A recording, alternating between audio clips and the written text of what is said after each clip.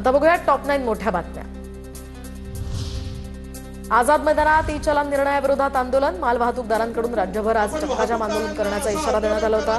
या आंदोलनात रिक्षा, taxi, buses, truck चालक सहभागी। पोलिसांकडून बंदोबस्तही तैनात। सोलापूर जिल्ह्यामध्ये बांधकाम कामगार कल्याण मंडळामध्ये अधिकाऱ्यांनीच मोठा भ्रष्टाचार केल्याचं उघड। बांधकाम कामगार कल्याण मंडळातील अधिकाऱ्यांनीच 3,62,62,00,000 भ्रष्टाचार केलाय।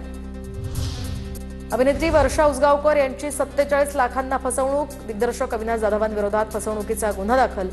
पैसे गुंतवून नफा मिळवून देण्याचा आमिष दाखवून फसवणूक केल्याचाही आरोप। अर्जुन सचिन तेंडुलकर आणि सानिया चांडूक यांचा महाराष्ट्रीयन पद्धतीनं भव्य असा विवाह सोहळा मुंबईतल्या वरळी या ठिकाणी एका पंचतारांकित हॉटेलमध्ये पार पडला। गेल्या काही दिवसांपासून या विवाह सोहळ्यातील विधींना सुरुवात झाली होती।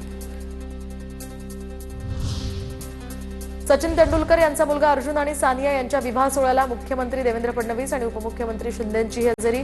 मुंबईतील सेंट रेजिस या हॉटेलमध्ये विवाह सोहळा पार पडलाय। याच वेळी सचिन तेंडुलकरांनी मुख्यमंत्री आणि उपमुख्यमंत्र्यांचं स्वागत केलं।